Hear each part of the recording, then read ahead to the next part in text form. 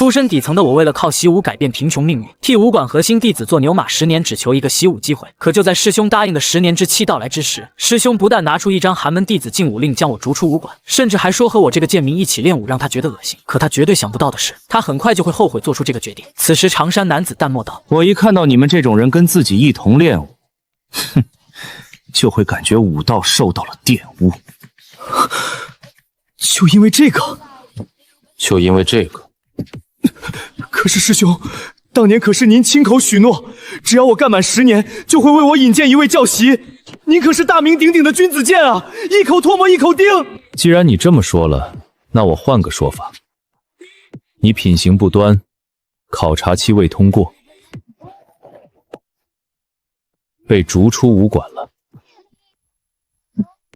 品行不端，我只感到无比的荒谬，这是连个像样的理由都懒得找了。此时我哪儿还不明白，眼前所谓的君子剑，从一开始就没打算兑现诺言。看在也曾同门一场，就最后告诉你个事：1个月后，武行将举行一次决定底层命运的大比，你也可以试试。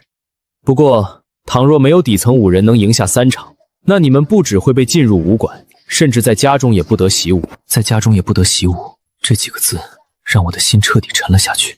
而且到时候我将代表世家出战，是不会让任何底层人过关的。你要敢出现在我面前，我保证会打死你。君子剑的话，掐死了我心中最后一丝希望。我练不了武了。我不清楚是怎么离开的，只感觉一切都变成了灰白色。就这样浑浑噩噩地走着，直至见到熟悉的门牌，我的瞳孔才有了焦距。到家了，不能让爸看出端倪。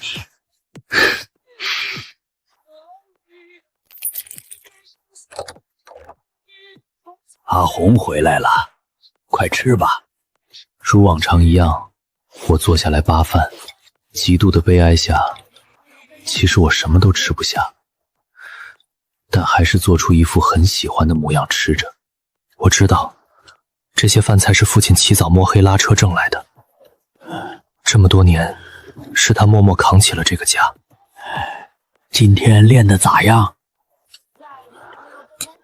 我该怎么回答？很好，师兄说我很有天赋，许诺下个月要帮我争取名额，怕我累着，还特意帮请了几天假缓缓呢。好，好，我就知道咱阿红是天才，一定会有出息的。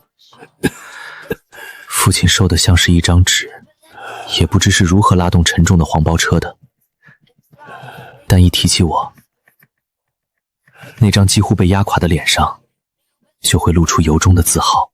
爸，你也别太累着了，等我成为大师傅，就买套干净的大宅子，带你去享福。阿红也别太累了，爸不急，不急的。看着父亲自豪的笑容，我强忍住鼻尖的酸涩，我不敢让父亲知道自己已经被逐出武馆了，更不敢让他知道1个月后一切都要结束了。难道我这辈子都无法练武了吗？不，我不甘心。命格，武道灯神。命格，武道灯神，效果1，即日起每练武1日，可顶1年之功。效果2，武道永不退步，永不走火入魔，永远朝着最正确方向进步，永无止境。一天长1年功力，1年就是300-400年功力，哪怕天赋再平平无奇，也能成为顶尖高手了吧？我终于看到了改变这个家命运的希望，我要立刻去试一试。饭后，我稍消了消食，就走进2楼那个简陋狭小的练功房，凝定地看着眼前的沙袋。就让我看看这命格到底有多强。沉闷的碰撞声在狭小的练功房内转开。8级拳，练劲121%，一行字迹映现在眼前。这是我此前独自摸索达到的进度，走了太多弯路。但此刻打出了这一拳后，我心头当即涌现出密密麻麻的感悟，仿佛已经在另一个时空不断改进了数百遍般。砰！随着我挥出第2击，这一次沙袋出现了肉眼可见的晃动，显然力道要强多了。8级拳，练劲122%。再来！我调整动作，再次出拳。砰！拳头撞击的刹那，沙袋猛地一震，出现了一个个淡淡的拳印，相较前面那拳，力量更强了。8级拳，练劲123%，明显的进步。这种感觉与以往在黑暗中摸索截然不同，让我有些沉迷。砰砰砰，随着一拳又一拳，原本难以驾驭的沉重沙袋，在一重重的全力冲击下有频率的震荡回旋，渐渐的就化作拳掌间的玩物。练再练，这种每挥出一拳就会变强一截的感觉，让我无比沉迷。直到鸡鸣声响起，我才终于回过神来，饿得两眼发花。我忙冲进厨房，捧起一碗剩饭，大口扒拉了起来。一大碗下肚，才感觉肚子里稍微实在了点，但身体依然有着隐隐的饥饿感。身体素质变强了，胃腹能力也同样变强了。习武有成的高手，饭量都特别大。像君子剑当年踏入明境后，一顿就要吃2碗药膳。此刻的我，论食量虽还没达到君子剑当年的层次，但彼此间的差距已经大大缩小了，比昨晚强了一大截。一夜之间就有如此惊人的变化，着实是不可思议。随后我看向面板，8级拳。练劲162%，快了，快了！照这个速度，今天我就能真正踏入明境，成为一名货真价实的武人。而距离决定命运的比武还有29天。昨日君子剑淡漠的话语似乎在耳边再次响起，回想到昨日的种种，我心中有一股戾气在徘徊。29天后的比武，我要当着全金门武士的面，活活打死君子剑。就在这时，我听到那间不到10平的狭小客厅里传来了说笑声，说话的人听声音应是多年前的邻居吴小霞吴阿姨和她女儿江婷。听了会，我心里就已经了然，原来是江婷考上了金门的女子师范，从国外回到金门，顺道过来叙旧。女子师范，我微微侧目，能考上的那可都是世人眼中的才女，不是一般人能接触到的。而听父亲的语气，是在有意撮合我跟江婷。虽说两人无论才学还是出身都是天壤之别，根本不门当户对，但在父亲眼里，自家儿子始终是最厉害的。随后，父亲和吴阿姨闲聊一会后，便找借口离开。当年你才9岁就拜入武馆学艺，看你如今的气质，也跟练家子挺像，想来已经明镜了吧？练镜、明镜、暗镜、化镜，就是广为流传的武学4大镜。在金门，只要练出明镜，就已经称得上高手了，千中无一。至于暗镜，那可是万中无一的顶尖高手。明镜还差些，不过也快了。的确，我还没到明镜。还没明镜啊？江婷眼中的神采顿时就收敛了大半，有些失望。听说明镜之前的练镜4步为立起于根，主宰于腰，发于脊，行于手。你应该已经练到第4步了吧？没，第2步倒是已练成了。江不由得微微沉默，不知该说什么。因为小时候的遭遇，他崇拜武术高手，也希望将来另一半能是很有安全感的武术界人士。开始看到我那种沉稳自信气质时，他还以为已经是高手，没想到都练到19岁了，竟然还只是练成第2步。那要想练成4步，掌握明镜，怕不是得30了吧？江婷顿时觉得大失所望。霍府想要的撮合两人，在江婷看来已经是不可能的事，也用不着再浪费时间。接下来，两人又勉强聊了几句后，江婷站起身来，礼貌地离开了我家。送走这个初次相亲对象后，我再次来到狭小的练功房，继续对着陈旧的沙袋练了起来。随着面板显示的状态不断更新，我对于8级拳的感悟也越来越深刻。短短1-2个时辰，我的脊柱就由一开始的僵硬变得极为灵活。试试效果如何？这一次我发力之时，不仅腰马合一，且脊柱仿佛大龙般绷紧舒展，节节贯通，以最高效的方式将阵脚爆发、拧腰引动的力量传导向上半身。砰！沙袋上的拳印已经由1寸深变为了1寸2深。8级拳练劲185%，我心中生出明悟。如今前3步对应的8级拳阵脚、腰马合一和脊柱传导，我都已经掌握了，只要连上最后的行与手，就能彻底打出明镜。此时早已过了午后，我来到厨房，打算随便热2个馒头垫下肚子。路过客厅时，听到里面传出了父亲和吴阿姨的声音。刚才我叫人去问剑武馆坤打听过了，阿红他已经被逐出武馆了，而且之前也没能成为正式弟子，一直都在干学徒工，没教习肯带他。父亲的声音沉默了好一会，才再次响起。其实当初阿红告诉我他在武馆过得很好，成了正式弟子，我就知道他在说谎了。我也知道这些年他一直在骗我。他其实在武馆过得很难，他之前跟的那个君子剑我认识，每年我都会送钱过去，求那君子剑照顾下阿红，哪怕不照顾，至少也别太欺负他。霍大哥，我知道你是不忍心，可这终究不是长久事啊。1个月后寒门就再没法练武了，阿红年纪也不小了，你总不能一直陪他装下去，等阿红想开吧。这孩子最喜欢的就是练拳，打小就喜欢，可我就只是个卖力气的，没本事给他找个好师傅。父亲的声音有些沙哑，我能做的也就是陪他演演戏而已。这几天我在车行帮他找了份生计，等他想开了就去干吧。听着父亲的声音渐渐低沉下去，我心情复杂，默默转身离开，就再次回到狭小的练功房，距离明镜只差最后一步了。我仿佛陷入了一种忘我的境界，心头一片空明，一拳一拳的挥了出去，在沙袋留下一个个拳印，前一个寸许深的拳印还没来得及平复，下一拳就又轰击在这个位置，让拳印更加深，1寸2、1寸3、1寸4、1寸5。拳印越来越深，始终没法恢复原状。我也像是疯魔了般，拳术造诣在忘我境地中疯狂暴涨。8级拳练进198%，8级拳练进199%。直至一个瞬间，我忽的福至心灵，猛地一阵脚，8级特有的霸烈劲道凝练成一线，集中于一点，自拳锋倾泻而出，砰！沙袋直接被打出一个坑洞，轰击的爆裂开来，烟尘弥漫。明镜成8级拳。明镜100%，从此刻起，我就是真正的武道界中人了。10年蹒跚，一朝踏入明镜，我只觉得心情无比畅快，有种酣畅淋漓之感。清理完狭小练功室内的沙尘后，就径直前往最近的药铺，买了24副外敷膏药和2罐内服药膏，这是常人2年的量，拢共要100银元，差不多父亲1整年的收入。可当珍贵的下人，我自是掏不出这么多钱的，只能先用最珍贵的东西等于母亲留下的一个玉镯子作为抵押，约定1月内结清药钱和利息，才可拿回玉镯子。接着就提着药来到了不远处的一片幽静林子里，找了棵看着颇为结实的老树，开始继续练拳。沙袋破了，总要寻个可以替代的东西。踏入明镜后，过去10年接触到的零碎武学知识就已经彻底耗尽了，也不知还能否继续练下去。我试探着出拳，我的眼睛顿时一亮，有用！这一拳打出去时，我分明对后续该如何练一无所知，但心头依然浮现出密密麻麻的感悟。8级拳，明镜2%；8级拳。明镜3%，拳风呼啸声中，我对于明镜的掌握程度也在以肉眼可见的速度不断加深。从一开始的不是很熟练，尝试个10几20次，才能有一次偶然打出明镜，到1个多时辰后，每3、5次中就能有一次打出明镜。常人需要苦练2、3个月功夫才能度过的明镜入门阶段，短短2个多时辰就已经快要被他度过了。曾经耀眼无比，没法望其项背的君子剑，我也能够望见其背影了。我们间的距离已经由原本的2个大镜缩短为了1个大镜，且彼此间的距离每分每秒都在缩短。接下来的时间，我除了必要的睡觉时间，就一直待在林子里练拳。内服外服，渴了就喝一旁的井水，肚子饿了就啃自己带的馒头，馒头吃完了就去最近的馒头店一次性买2大袋，珍惜每一分每一秒。砰砰，沉闷的撞击声在林子里时不时的回荡，我全身心的投入其中，挥汗如雨，一直练到6%135才停下来，拿起一旁的水囊，灌了几口凉水。后生，你师傅是哪个？都进入明镜了，怎的还让你练基础套路？一个声音传了过来，我转头看去，是个穿着长衫的中年人，身后跟着个白色练功服的年轻女子。这2人我有印象，以前我明镜未成的时候，偶尔也来这里练拳，10次里有2、3次会看到这2人，但这个中年人和年轻女子从未瞧过我一眼，我也一直都刻意保持着距离，以免出现不必要的冲突。这回想来是掌握了明镜，才有资格引起中年人的注意。没有师傅，就是自己瞎练练。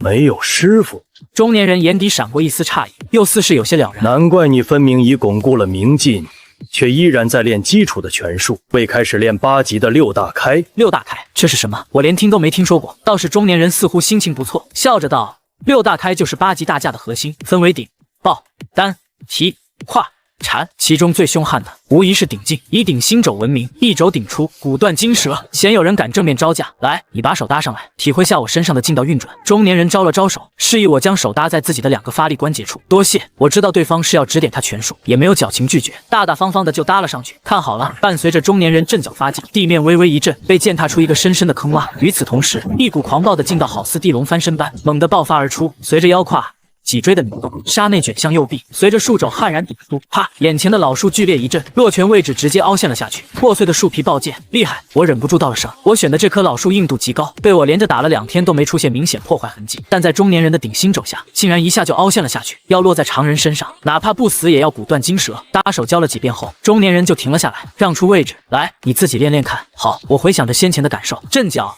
拧腰、抬臂、树肘顶出，8级拳。明镜6%136，我眼睛微亮，学到了8级拳新的发劲技巧后，仅仅一拳，我的经验直接就涨了1点。果然，我心中欣喜，拳术进度就是自己对这门拳术的掌握程度，纯粹靠自己摸索。推演虽也必然能全都掌握，但要费上更多时间精力，而站在前人的肩膀上，我就能省却摸索。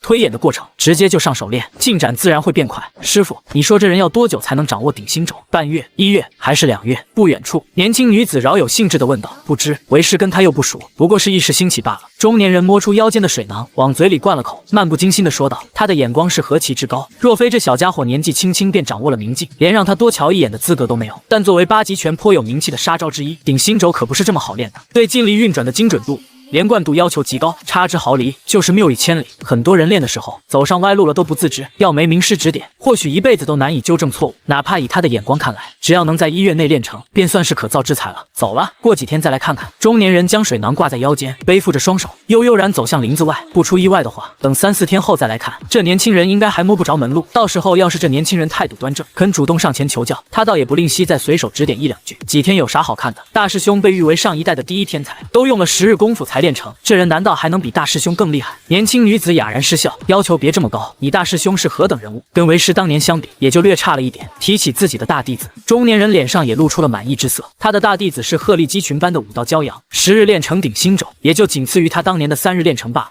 师傅当年用了多久？年轻女子眼中带着崇拜，差不多3。啪！就在这时，一声短促凌厉的击打声打断了两人的交流。中年人和年轻女子忍不住转头看去，在他们渐渐呆滞的目光中，我面前的老树上出现了一个清晰的肘印凹陷。顶心肘成了，这才多久？就几句话功夫，练成顶心肘，哪怕是被誉为神枪的8级拳大高手李书行，此刻也是有些怀疑人生。师傅，您刚才说当年用了多久练成顶心肘来着？年轻女子忍不住问道。李书行沉默了下，面色淡然的抬头看天。3句话功夫，这年轻人不错，都快赶上为师当年了。3句话功夫，年轻女子眼中露出狐疑。这时，年轻女子看到师傅面露笑容，迈步走向霍元宏，顿时脸色微变，忙道：“师傅，你不会是要收徒吧？怎么？难道这小家伙还不够当你师弟？”李书行笑了声：“当然不是，可金门舞会都立了规矩了，不准各家武馆再招收寒门，咱们要坏了规矩，怕是会引得群起针对。他值得。”看着霍元宏的侧影，李书行眼中满是难以抑制的欣赏。这么一个练武的好苗子，不该被门第偏见耽搁。舞会的压力，我自会扛下。年轻女子微微沉默，知道难以劝动自家师傅，只是真的值得吗？年轻女子暗暗叹息。而此时，李书行已经走到了霍元宏面前，笑呵呵开口：“年轻人，看你天资尚可，可有兴趣拜入我神枪李书行门下？”神枪李书行听到这个名号，霍元宏心中顿时一震，这位可是活着的传奇人物，拳枪双绝，从未败过。如果能拜入神枪李书行门下，那在大比上打死君子剑，他能从2、3成把握提升到9成8，而且父亲曾经编造出来的天才儿子形象就将成为真实。父亲想必也能扬眉吐气吧？霍元宏拜见师傅。霍元宏丝毫不怀疑眼前之人的身份，毕竟上一个胆敢冒充李书行的，可是连坟头草都没了。好，李书行连到3个好字，脸上露出由衷的笑容。从今往后，你就是我李书行的6弟子。来，这是你五师姐方玉，金门首富的千金，以后要缺钱的话就找她。师姐。霍元宏上前见礼。年轻女子见状有些无奈，可自家师傅都做决定了，她也不好多说什么。摸了摸腰间，发觉没带钱包，就摘下手上的玉镯塞了过来。诺，这个给你，算作师姐的见面礼。谢师姐。霍元宏大大方方的收下。谢过师姐后，又对李书行道：“师傅，我原本的学徒身份应该还在问剑武馆呢，不知是否？”这几日他一直没收到问剑武馆发来的除名信，去武馆问也没人搭理。君子剑内司根本没将他当回事，连吩咐人办理除去身份的手续都给漏了。小事。李书行拍了拍手，不远处的树丛后方当即转出一名上了年纪的老者，行走间无声无息，好似鬼魅般。这是老徐，跟了我几10年了，就由他带你跑趟问剑武馆，将身份档案都提出来。谢师傅。霍元宏道谢了声，旋即便跟着老管事上了辆黄包车，一道赶往了曾经待了10年的问剑武馆。1刻多钟后，霍元宏跟着老管事一起走进了熟悉的问剑武馆。一位神枪武馆管事的到来，对馆内的人而言也是件稀奇事，自然吸引了不少注意。但不管是看门的弟子，还是巡逻的高手，被老管事一眼扫去，都像是中了邪般，下意识的让开一条路。就这样，两人畅通无阻的就来到存放档案的编审室，取走了需要的身份档案。师兄，你看，那不是以前你那院子里的学徒吗？叫什么红来着的？出去的时候，不远处有人认出了霍元宏，忙跟刚过来的君子剑道：“他身边的那个，看衣服似乎是神枪武馆的人。”君子剑的目光一扫而过，根本没在霍元宏身上停留，直接便落在了那名穿着神枪武馆服饰的管事老徐身上。这人倒是会攀岩附势，刚被师兄逐出武馆，转头就攀上了别家的管事。一旁有人笑着道：“走吧，没什么好看的。”君子剑收回目光，此时霍元宏已经办完了手续，彻底将身份从问剑武馆的名册上移除。真传，时候不早了，我先送你去武馆吧。上了年纪的管事老徐道：“有劳了。”霍元宏道：“真传。”听到这个称呼，刚转身走了几步的君子剑忽的身形一滞，旋即猛地转过身来，看向穿着神枪武馆服饰的老管事，以及一直被他无视的霍元宏，眼底带着难以言喻的惊愕。神枪武馆只有一位馆主，就是李书行，而能被称作真传的，也就只有馆主弟子，也即是李书行的弟子。可是这怎么可能？君子剑眼中带着难以置信。要知道，以他的天赋之高，当年都没能入得李书行的法眼，这个一直没被他当回事的泥腿子，怎么可能摇身一变就成了李书行的弟子？以李书行的眼光，招收的就算不是绝世奇才，也至少得是画境有望的天才。不可能的，绝对不可能的！这泥腿子怎么可能天赋比我还强？君子剑死死盯着霍元宏，虽有心想要上前问个清楚，但碍于在众同门面前的淡漠形象，终究还是按捺了下来。回头他就发动家里的力量，去查个清清楚楚。楚楚。不久后，徐管事便带着霍元洪在神枪武馆办好了手续。师傅走进一间宽敞的练功室，霍元洪再次见到了早已等着的李书行，打量了下霍元洪挺拔的模样，李书行满意的点了点头，抛过来一块铁牌，这是回春堂的药牌，明镜阶段用的药尽管拿，反正都挂你师姐的账，不用省着。李书行笑着道。看着手里的药牌，霍元洪眼睛顿时亮了起来，这正是他当下最急需的东西。进入明镜后，他原本在药铺买的药明显就不够用了，跟不上身体的飞速蜕变，只是那些明镜阶段药膏根本不是他能买得起，所以只能先凑合用着炼境阶段药膏。而现在有了师傅送的药牌，他至少在明镜阶段无需担心身体亏空了。好了，趁着时间还早，为师今天再传你点真家伙。八极拳由枪法演化而来，拳法肘法也是枪法，练到高深处可达到枪肘合一的境界，出肘如出枪，穿透力极强。在练的时候也要配合大枪来练。说着，李书行从一旁的武器架上取下杆白蜡枪，紧接着李书行拿着枪细细讲解了一遍要领后，突然一声低哼，右脚重重踏地，手中白蜡枪陡然刺击而出。嗤！只听一声轻微的声响，枪尖径直刺入墙面叠着的宣纸中，再犹如行云流水般抽出。待李书行收枪后，霍元洪细细观察了下被刺穿的宣纸，惊奇地发现这些叠了10层的宣纸上，竟然从里到外都只有一个平滑的枪口断面，仿佛不是被大枪扎过，而是被人用刻刀细细打磨出一个光滑平整窟窿。这是多么可怕的掌控力！随后在演示了几遍后，李书行就将白蜡枪递给霍元洪，而他自己则是背着手离开了。这么快，咋不多教一回？门外，师姐方玉好奇道：“先让他自己练练吧，也好叫他知道高深练法跟外面那些粗浅把式的差别，免得骄傲了。”您老教了什么？刺纸？啥？刺纸？当年大师兄费了几屋子的纸都没练成，被折磨到差点怀疑人生的刺纸法。这玩意您让一个新人上手就练，不打基础了。方玉闻言懵了，这有啥？当年为师刚入门时，你师祖教的也是这个，想给为师一个下马威。李书行背着手走向外面，悠悠然道：“结果为师硬是没请教任何人，只用了5天时间就能刺出水波纹，比你师祖也就快了小半月。”一想到当年自己师父那精彩的神情，纵使时隔数十年，李书行依然露出了淡淡的笑意。这也是他们这一脉的老传统。入门的时候，师傅总喜欢给徒弟来个下马威，摸摸徒弟的底。呼，握着这杆分量不轻的大枪，霍元洪拉开架势，学模学样的蹬地、拧腰、刺激，吃辣！墙上挂在一起的宣纸直接被枪尖撕扯开来，纷纷扬扬，大半都掉落了下来。八极拳。明镜6%143，再来！霍元洪毫不气馁，消化了这一枪的感悟体会后，便再次出枪，吃辣！这一次，宣纸虽还是被撕扯开来，但相较于上一次，撕扯程度轻了许多，只有一半被扯得掉下来。继续，八极拳。明镜6%144，霍元洪沉思片刻，便调整姿势，又一次出枪。接下来的时间，霍元洪就一直待在这里，每出一枪便消化片刻，旋即再出一枪，再消化体会，几乎每一枪都能比前一枪进步不少。没过多久，他就能做到不会将任何一张宣纸撕扯的掉落，这意味着他已经能将劲道初步聚拢起来。亏到这门练法的门径了。继续，咕嘟咕嘟喝完旁边的茶水，又吃了几口师傅在练功房内备着的明镜阶段药膏，霍元洪就再次提起大枪，开始新一轮的刺激练习。呼呼呼！枪尖撕裂空气的呼啸声在练功室内不断响起，还伴随着宣纸被刺破的吃辣声。待到临近傍晚的时候，随着霍元洪一枪刺出，宣纸以枪尖落点为中心，浮现出一圈肉眼可见的波纹涟漪。登堂入室了。八极拳。明镜6%196，不愧是排行第1的武馆，功夫就是难练。光这一门基础练法，我练了快1个下午才终于登堂入室，还是太慢了。要想练到大成，怕不是得整整2天。师傅看到了，想来会很失望。也不知师傅当年用了多久大成，但既然能上手就练出明镜，想来2天总该大成了吧？不行，晚上回去在家练3个时辰，明天来之前争取能刺穿3层纸而纸不破，达到小成的程度，不能让师傅太失望了。霍元洪心中升起了浓浓的危机感，这天下怎么会有师傅这样的怪胎？练功速度比有着1分耕耘365份收获的他还要更快，吾辈还需更刻苦勤奋练，继续练，只要练不死就往死里练。霍元洪忍着肌肉的酸痛，挺直了腰杆，一遍又一遍的继续练了起来。时间就在这种忘我的境地中不知不觉流逝，待到日暮西垂，面板上的进度已经变成了八极拳。明镜6%209，照这个速度，只消再有个3、4天，他就能明镜圆满了。眼瞧着时间不早了，霍元洪收了枪，找账房支取了这个月的100银元生活补贴。这么大笔钱，都快赶得上父亲辛苦1整年的工钱了，还是先拿了放心。拿到钱后，他在馆内买了一杆白蜡枪。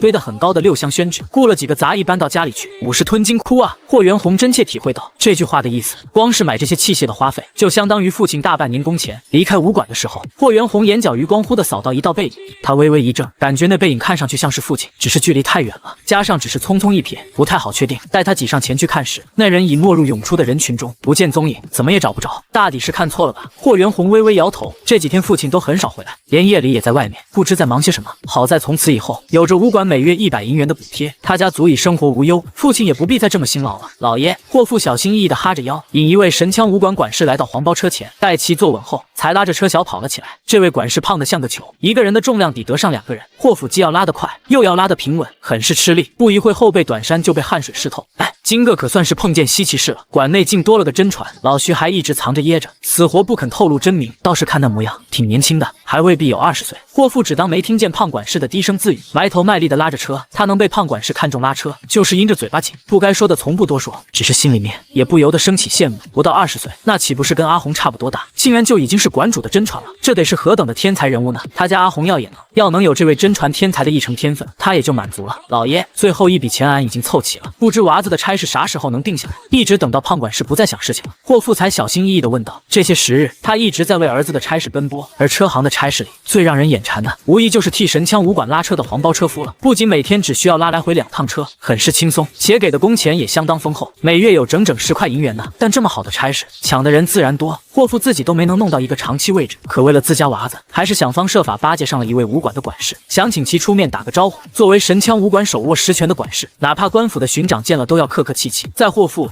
甚至曾经的霍元宏眼中都是难以高攀的大人物，安排这么桩小事自是轻轻松松。老霍啊，你也知晓，武行的禁武令发出来后，很多百姓都没法拜入武馆了，就转而开始谋求武馆的各种差事。毕竟哪怕只是替武馆拉车的、烧饭的，说出去也要高人一等，只要不出错，几乎就是铁饭碗。听着管事的话，霍府心中有些不祥的预感。果然，略一停顿后，就听到车上的管事慢吞吞道：“所以呢，抢的人多了，这差事自然就更紧俏了。现在得360银元一份，360银元。”霍府顿时呆住了，这么大一笔钱，把他卖了怕都凑不齐。要知道，连180银元他都是设下脸面，向吴小霞借了160块才终于凑够，现在一下子涨到360银元，这怎么可能掏得出来？360银元是眼下的价钱，等再过1个月，8成还得涨。老霍，你可要想清楚啊，钱凑不够，把房卖了不就有了？管事坐在黄包车上，吹着傍晚的凉风，不紧不慢道：“卖房。”霍父沉默了。那间老房子虽然很破很旧，但不管怎么说，都是他家待在金门的根基。这天傍晚，霍父将车上的管事送回家后，就坐在巷子的角落，一直到夕阳渐渐落下，他都是沉默无声，就像是巷角那块又臭又硬的石头。老了，看着水洼里倒影出的那道佝偻着的模糊影子，霍父喃喃了声。当年他也是像阿红那样年轻朝气，浑身都是使不完的气力，但这么多年黄包车拉下来，腰背再也直不起来了，头发也白了。阿红绝不能像他这样辛苦一辈子，留下满身病痛，还要终日给人陪笑哈腰。即便将来成不了事，有神枪武馆的车夫差事在，至少能吃饱穿暖，轻松的过完这辈子。至于再往后，没了老房子还怎么传承香火？只要阿红过得好就够了，就够了。喃喃声中，父亲佝偻着背，朝着家的方向慢慢走去，背影在昏黄的落日下拉得很长。回家的路上，霍元宏先跑了趟回春堂，掏出师傅给的药牌，买了些药膏。这些药膏足够支撑他练到明镜巅峰，不过据说等到明镜巅峰后，就得用赤炼膏养补才能跟上消耗。可这种顶级药膏哪怕在世家都算稀罕物，产出量少得可怜，回春堂根本没有。倒是方才听管事说，几天后有个神枪武馆跟其他武馆的小比，第1名的彩头就是赤炼膏。拿了一大堆明镜阶段用的药后，霍元宏又在附近菜市买了些平时舍不得买的肉和菜。现在有钱了，自然要改善下伙食。回到老旧狭小的屋子时，父亲还没到，霍元宏就拎着大袋小袋的东西走进了厨房，做了一大锅猪肉白菜粉条。随后来到了那间狭小的练功房，给墙面布置上缓冲层，又挂上整齐的10层宣纸，端起架在一旁的白蜡枪，拉开架势，随着胸膛有节奏的稳定起伏，感受着气从咽喉吞入，再从鼻尖喷吐出。霍元宏的心也渐渐宁静了下来，白天的经历在心头一幕幕回放。虽然如今有李书行这样的大师做靠山，但唯一能真正依靠的就只有自己的拳脚。洗去一飞冲天带来的浮躁，霍元宏的心变得无比空明，眼前的景物似乎都消失不见，唯有手中的大枪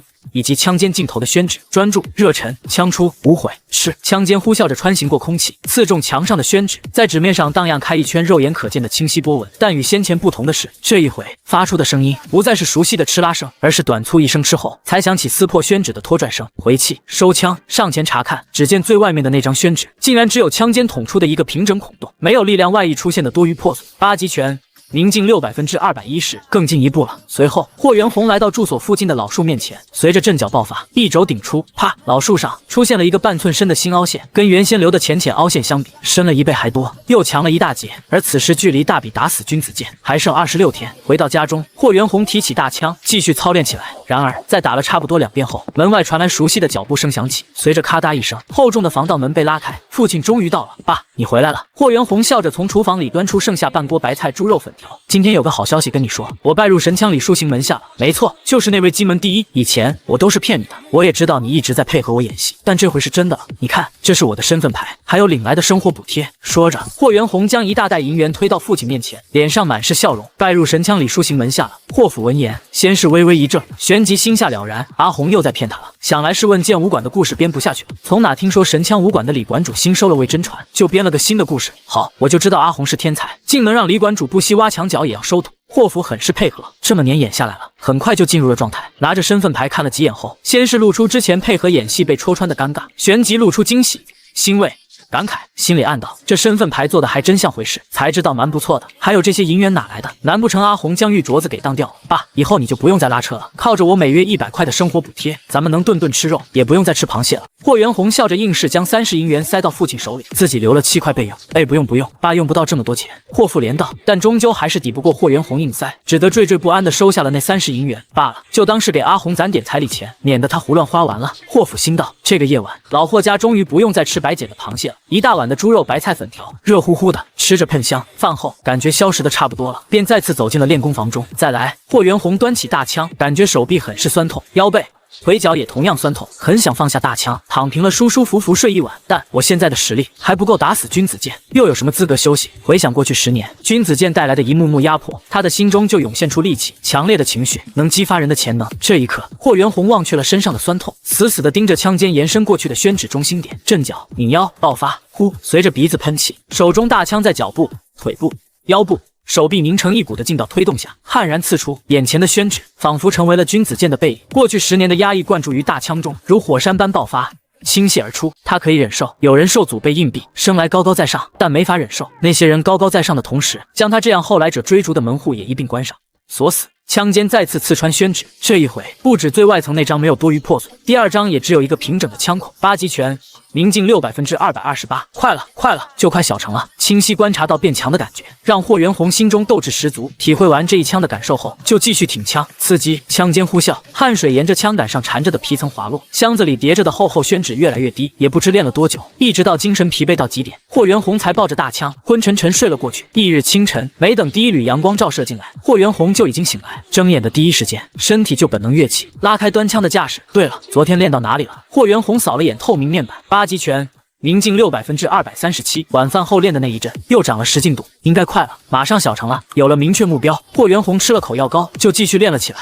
朝阳从东方跃出，洒遍满室。迎着出生的东西，霍元宏一枪刺出，3声轻响几乎连成一片，随后才是轻轻的撕扯声。走到近前，将挂着的宣纸一张张取下来看，只见外面的那3张都只有一个平整的孔洞，几乎一模一样，犹如被人用尺子量好后再细细雕琢出来般，3层不破，小成了。霍元宏收起大枪，走出练功房，发现父亲竟然已经出门了，比以往都要早些，不知是做什么去。时候不早了，我也该去武馆了。也不知这种基础练法练到小成的程度，能否让师傅满意？师傅，你说小师弟应该不会心境崩溃吧？不至于，我李书行的弟子哪会这么脆弱？顶多就是受到点打击，不至于一蹶不振。也是，毕竟才一个下午，哪怕摸不到门径，应该也还没到怀疑人生的地步，要有点信心。你又怎么知晓，你这小师弟真就摸不到门径？李书行笑着下了车，很快便来到了练功室前。推开而入的刹那，李书行一眼就捕捉到了霍元宏脸上有些凝重的神情，似乎是因为摸不到门径，心情沉重，还能稳住神情，心性倒是不错。李书行暗暗点头，旋即露出和蔼的神情，温声道：“昨天练得如何？”师傅。霍元宏忙行了一礼，说来惭愧，昨晚太累了，弟子竟然练着练着就睡着了，实在是太不应该了。没事，年轻人嘛，嗜睡正常的。先说说练得怎样，具体点。听霍元宏这么一说，李书行心中就大致有数了。虽然没摸到门径，但算是勤奋，晚上回去也依然在勤学苦练。不错，对于这个弟子，李书行还是挺满意的，天赋可以，又肯下苦功夫，也就勉勉强强。昨天临近傍晚的时候，才刚刚能刺出水波纹，然后夜里差不多天刚黑的时候，练不出名堂正常的。为师当年也是。你说啥？安慰的话刚到嘴边，李书行忽的感觉有些不对。刚才他的这个小徒弟说了什么来着？临近傍晚，才刚刺出水波纹。李书行背在后面的手中那颗核桃咔的一声，被失控的力量捏出一条裂痕。不到1个下午，练到登堂入室，这天赋竟比他当年都要更好。师傅，咋了？霍元宏疑惑地抬起头，没事，你继续。然后呢？李书行露出蔼然笑容，示意继续讲。然后夜里差不多天刚黑的时候，状态比较好，能做到最外层那张纸不破，最外层不破。李书行面无表情地抬起头，看着天花板，背着那只手中的核桃，已是布满了裂痕。当年他做到这个程度，可是花了5天，而眼前这个徒弟，吃饭前练了一会就突破了。不过他还是有些难以置信，还是要亲眼确认下。好，霍元宏应了声，提起枪，调整好呼吸后就蹬地。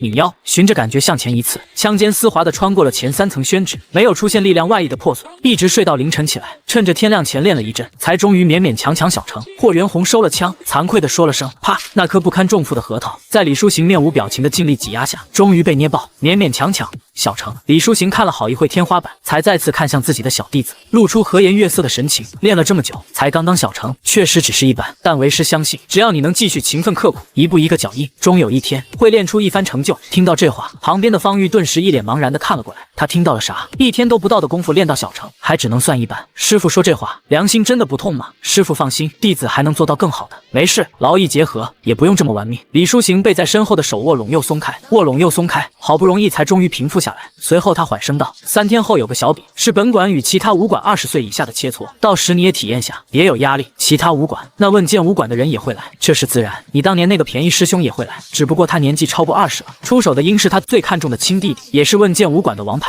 李书行自然清楚这个小徒弟想的是什么。师傅放心，弟子定拿第一。”霍元宏道：“不管是为了干翻君子剑的亲弟弟，还是为了管事提过的小比第一彩头，赤练高，他都必须要拿第一。没事，别压力太大，就感受下氛围。好了，多说无益。上午为师还有点时间，就教你1个时辰。接下来的时间，霍元宏端枪专注地练着，李书行则是在一旁指导着。就这样，练功室内，霍元宏专注地练枪，准备在3天后的小比中压下君子剑的亲弟弟。而另一边，霍父已经跟随着那个胖乎乎的管事，来到了办理登记入册的编审室。老爷，这是360银元。霍父卑微地笑着，将一沓天朝新发行的银元券小心翼翼放在一个半眯着眼睛的老头面前。家里的老房子贱卖了300银元，好在加上吴小霞那借的钱，倒是足够给自家儿子讨份武馆车夫的生计了。至于给胖管事的72银元回扣，霍父一大早就塞过去了。老头管事拿起银元券，沾了沾唾沫，慢条斯理地数了起来。霍父则是紧张地看着，不敢发出半点声响。刚好360银元。听到老头管事确认的声音，霍父才终于松了口气。来，你家娃子叫什么名字？老头管事手指沾了沾唾沫，翻开角落里的杂役名册，再提起一旁架着的毛笔，就打算添个名儿。霍元宏，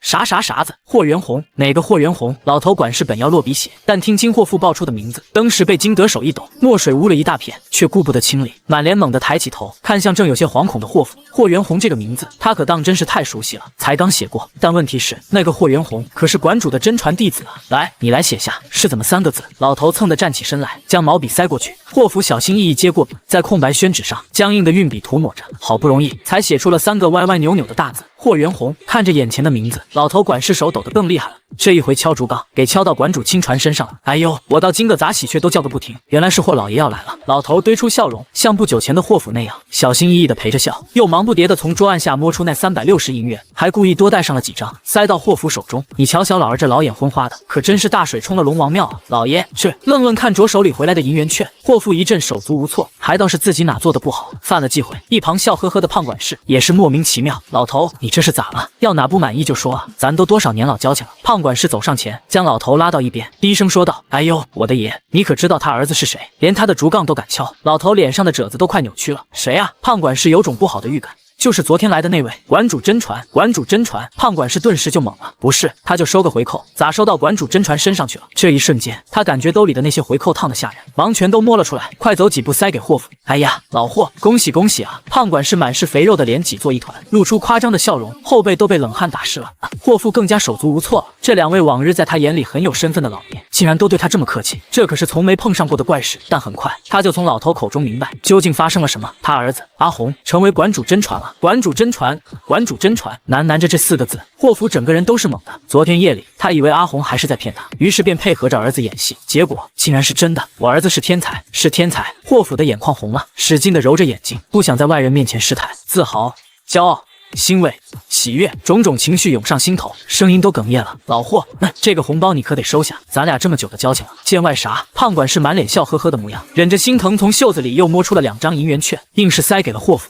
听说你将老房子卖了，卖给哪家了？我亲自出面去帮你讨回来，再翻修一下。哎，不要钱，客气啥？就一点小小的心意，以后咱俩就是兄弟，有啥事尽管来找我。傍晚，霍元宏拎了根猪肋排，回到老房子里，发现父亲竟已经在了。不止如此，这个到处是蟑螂的老房子里还很是热闹。武馆的2个管事跟父亲很是亲热的聊着家常，除此之外，还有着几个穿着短衫的人在手脚麻利的补着墙上的裂缝，翻修房屋，抓着蟑螂。哎，霍真传回来了，看到霍元宏进屋，胖管事笑呵呵的起身迎接。管事，霍元宏微微点头，打了声招呼。老头管事也笑着起身，说了不少吹捧的话，又不动声色的塞过来一沓东西。霍真传也不动声色的就收下了，又客套了几句后，就见胖管事笑呵呵道：“霍真传顺利晋升，这可是大喜事，不知可否赏脸桂香楼一句。”霍元宏看出这2人的意思是来拉拢自己，如果日后要执掌齐武馆事务，那他自然不会拒绝这种宴请。但他的志向是师傅那样的画境之上，哪还有功夫挥霍在这种拉帮结派的事上？另一方面，他看出来2位管事的存在让霍父很是拘谨，捧着茶杯的手都是抖的。这2人的一点小心思，哪有让父亲轻松自在重要？于是霍元宏便做出一副为难之色。2位的心意我领了，只是师傅布置的功课还没完成。无妨无妨，霍真传只管练功，我2人茶也喝得差不多了，就先告辞了。下回再请霍真传去桂香楼。2人脸上的笑容微微一僵，但看着霍元宏行走间犹如大枪般的气势压迫，他们很快就恢复了笑容，笑呵呵的拱手告辞。待2位管事和那几个装修工离去，早就迫不及待的霍父急忙坐过来问道：“阿红，你当真拜入李馆主门下了？”“真的，千真万确。”霍元宏有些无言，看来昨天父亲还以为他在演戏。好，得到自家儿子的亲口确认，霍府连道3个好字，脸上的皱纹都舒展了开来，高兴得像个孩子一样。夕阳静好，屋里没有外人，霍父也不再像方才那样拘谨，脸上满是骄傲的笑容。过去几十年的苦难似乎都在这一瞬消弭，像是回到了年少最意气风发的时候。值了，看着父亲骄傲的模样，霍元宏只觉得这些天的日夜苦练都是值得的。他终于做到让父亲能在人前扬眉吐气了，但这还不够。是霍元宏以快做枪刺激，将一只试图上桌的蟑螂精准击落。他还要让自家住上没有蟑螂的大房子，搬进干净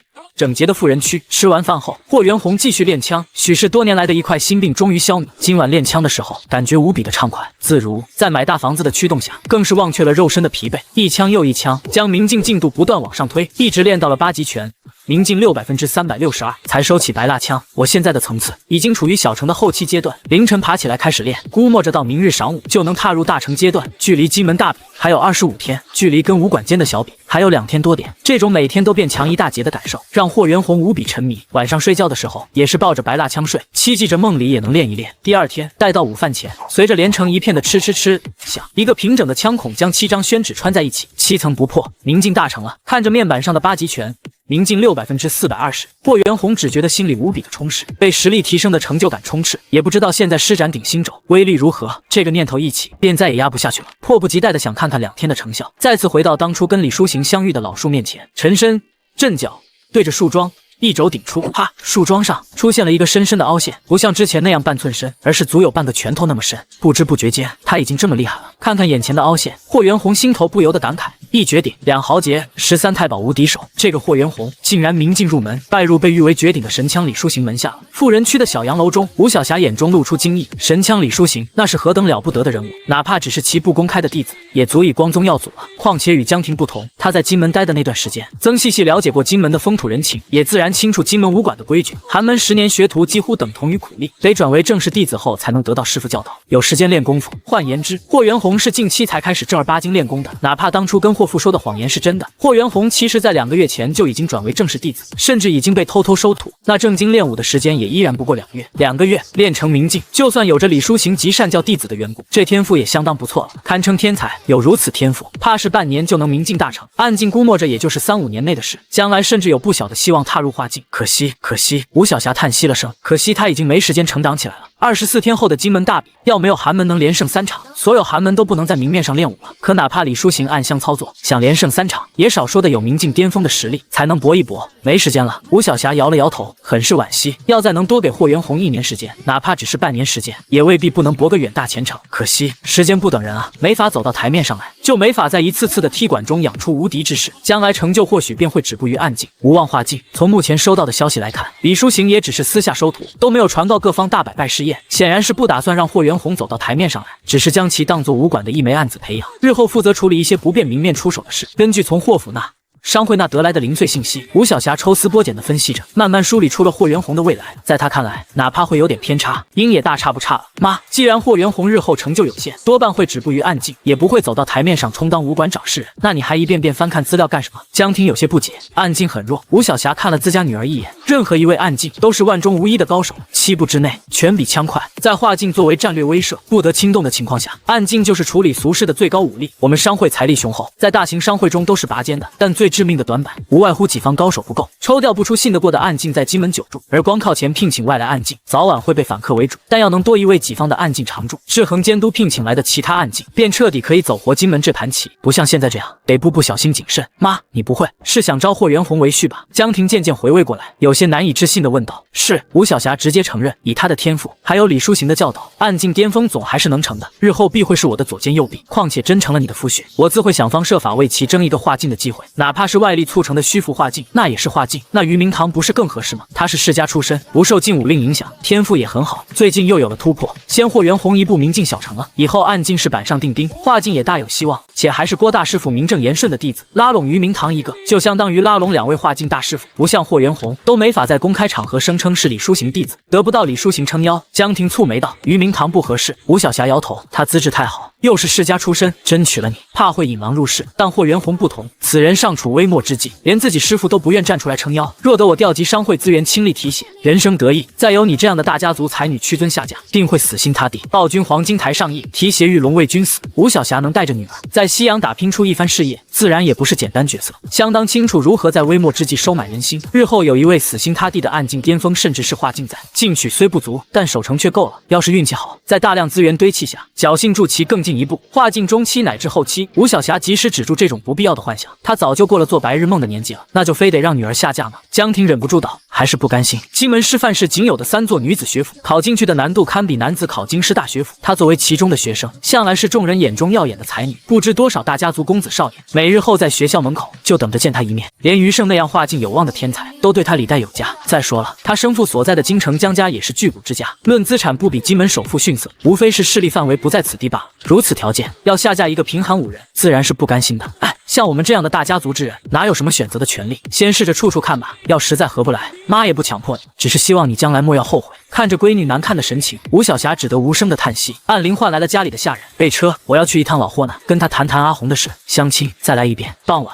霍元宏回到家，就从霍夫口中得知了这个消息。阿红，你年纪也不小了，看对面老罗家的小子，娃都快能走路了。霍府笑呵呵的说道。可是霍元宏微微皱眉，他现在的心思都在练武上，每天练9个时辰，都嫌时间不够，哪还有什么精力应付这种琐事？谈情说爱，哪有看着自己的武道进度蹭蹭长来的爽？但看着傍晚落日下，父亲那满头刺眼的白发，霍元宏猛然意识到，父亲老了，父亲已经不再是当年他进入问剑武馆时那个浑身都是气力的汉子了。对上了年纪的人来说，再大的事也大不过传宗接代。过去那些年，眼瞧着邻居那些同辈人一个个的抱上了孙儿，父亲心里定是不好受的，只是不想让他分心，更不想让他为难，才一直忍着不说。明哥，我去看看吧。霍元宏沉默了会，还是应了下来，给父亲夹了几块猪肉。哎，不用不用，这太腻了，吃不惯。阿红吃。父亲本能的要将猪肉夹回来，这么多我吃不完。师傅说了，练武的人不能吃隔夜菜，留到明天我也不吃了，还是爸你帮忙解决了吧。霍元宏编了个小小的谎言，他心里明白，父亲是个倔脾气，要不这么说的话，是坚决不肯吃肉的。哪怕他现在领到的生活补贴足够让家里顿顿吃肉，父亲也宁可将自己那份省下来，攒着给儿子当家底。你这孩子，爱吃不完还买这么多，送的送的，不要钱。晚霞的光晕中，霍元宏跟父亲坐在桌旁，一起啃着猪肉，啃得满嘴是油。他特意让肉市老板多切了些肥肉，这年头的肥肉可是比瘦肉值钱多了，尤其父亲这样很少吃肉的，最爱的就是肥肉。今夜父亲似乎心情颇好，话特别多，絮絮叨叨说着他年轻时候的事。霍元宏专注地听着，时不时露出会心的笑容。昔日那个只能沉默啃螃蟹的夜晚，已经一去不复返了。翌日上午的时候，霍元宏请了个假，直奔城北那片闹市而去。约见的地点是闹市里头的一家茶馆，虽然生意不怎么景气，但据说老板曾在道上也是好人物，后来年纪大了金盆洗手，才开了这家茶馆。霍元宏跟江婷刚见面，还没聊上几句，就听得包间外传来了声音：“婷姐，是你吗？”霍元宏转头看去，只见刚上过茶室还没关上的包间外，出现了一个年年轻靓丽的女子，一身浅蓝上衣，黑色百褶裙，领口刺绣着金门女子示范的校徽，显然是江婷的同学。女子身边还走来了一个差不多20的男子。婷婷姐，你不是说下午有事吗？怎么跑这里来了？这是你朋友？蓝衣女子显然跟江婷关系不错，一点也不见外的就进了包间，在旁边坐了下来。一旁的男子则是审视的看着霍元红，一言不发。这是以前在金门的邻居，现在回金门读书了，就顺带看看。江婷似乎颇为在意两人的态度，忙站起身来，露出一副跟霍元红不熟的模样。明堂兄，明芳学妹，你们怎么也在这里？来者正是拜在八卦掌大师傅门下的于明堂和他的妹妹于明芳，正巧路过，听到婷婷的声音，就过来打个招呼。于明堂说道：“原来这样。”江婷自然是不怎么相信的，她故意挑了这么个冷清的茶馆，就是不想自己跟霍元红相亲的事被人知道。但于明芳是她要好的闺蜜，于明堂更是八卦掌郭大师的得意门生，一手厉害的八卦掌让她很是钦佩。因而哪怕觉得两人在跟踪她，江婷依然保持着得体的笑容，主动起身泡茶。没事，婷婷你坐，我们叫了茶水。于家兄妹在旁边坐下，跟江婷一起聊了起来，从西洋留学的旧事，一直聊到练八卦掌的不易。期间，于明堂还亮了一手功夫，爆发八卦掌宁静，一掌将旁边装饰用的木桩打出个清晰的掌印，足有半寸那么深，引得江婷不禁侧目，眼中流露出惊叹。这可是木桩啊，竟用肉掌印出个掌印来，哪怕不是那种相当硬的铁木，也堪称非人了。接下来，于明堂跟他们细细讲述练八卦掌的难，常人得练10年8年才能将劲力练到这般程度。两女频频惊叹，似乎深深带入其中，感受到修行明镜的不易。霍元红却是没法感同身受，毕竟他从明镜入门一直到大成，就用了不到2天，实在体会不到有什么难。更别说现在，哪怕更硬的铁木，也能打出大半个拳头深的凹陷来。不知两女在惊叹什么？哥，那你用了多久练到这个程度啊？2个月。于明堂轻描淡写道。两女再次发出了由衷的惊叹，惊艳于于明堂的天资之高，常人得练10年8年的功夫，他竟然只用了2个月就练成了。这位兄台觉得如何？于明堂见霍元红一直闷不作声，便笑着看了过来。这个嘛，霍元红沉吟了会，还不待说什么，就见江婷抢着接过话头，自然是极了不得的。他这人不太喜欢说话，明堂兄勿怪。江婷主动向于家兄妹解释，生怕霍元红碍于颜面与于家兄妹针锋相对，影响到自己在熟人面前的形象。于家兄妹也没再纠缠，很快就继续跟江婷聊了起来。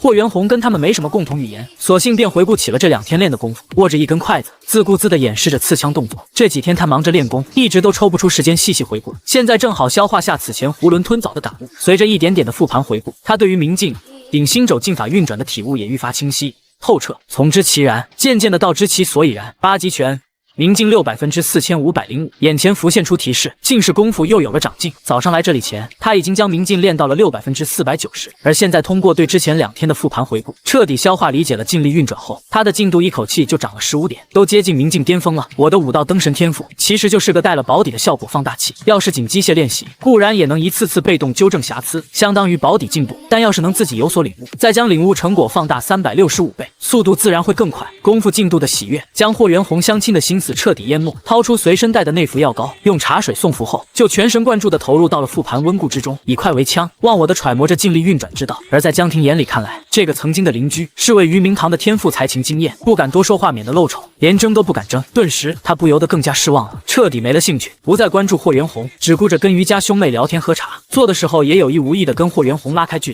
离，一副两人不熟的模样。聊着聊着，楼下忽地响起了异样的动静，砰！先是有东西被砸破的声音，再是桌子被掀翻的噼里啪啦，隔着包间门都很是吵闹。老板，怎么回事？于明堂拉了拉铃，换来了茶馆的老板。小麻烦，就一点小麻烦，客官放心，马上就能解决。老板似是知道于家兄妹的身份，态度很是客气，连连拱手道歉。旋即便看到6、7个壮汉提着棍棒冲了下去平视。作为道上的狠角色，哪怕如今退隐了，茶馆老板也依然养了批镇场子的打手，人手不多，但对付地痞混混和一些醉汉倒也足够了。眼见老板命人去平视了，于家兄弟和江婷再次有说有笑了起来。砰！噼里啪啦，出乎意料的是，楼下的动静非但没平息，反倒是更嘈杂了，还夹带着隐隐约约的惨叫声、痛呼声。怎么回事？于明堂再次喊来老板，已是有些不耐烦了。抱歉抱歉，客官实在抱歉，是红衣会的人在闹事，再给小老儿一点时间，能摆平的，能摆平的。老板不断的陪着笑，旋即沉着脸亲自下楼去调停了。楼下终于静了一阵，但没过多久，就再次噼里啪啦了起来，还一路朝着2楼蔓延过来。明芳，我们要不先离开吧，茶馆还有个后门可以出去。江婷有些担心，没事，婷婷姐放心吧，有我哥这位大高手在，那什么红衣会的打手不足为惧。于明芳笑嘻嘻的说着，也是。想到于明堂刚才展露的八卦掌功夫，江婷倒也安心了下来。那所谓红衣会，左右不过是些地痞打手罢了，要真碰上明镜高手，那就是不堪一击。我下去看看，茶温着，回来喝。似是为了让江婷安心，于明堂站起身来，出了包间，关好门，信步朝着楼下走去。有我哥出手，很快便会清静下来了。于明芳方拍手笑着道：“明堂兄的八卦掌可是得了郭大师傅的真传，对付这些地痞混混，自是手到擒。”江婷的话音未落，就听得一声巨响，一道眼熟的身影砸破包间门，重重跌在地上，满脸是血，生死不知，竟是刚出去的八卦掌传人于明堂。哥！于明芳惊叫了起来，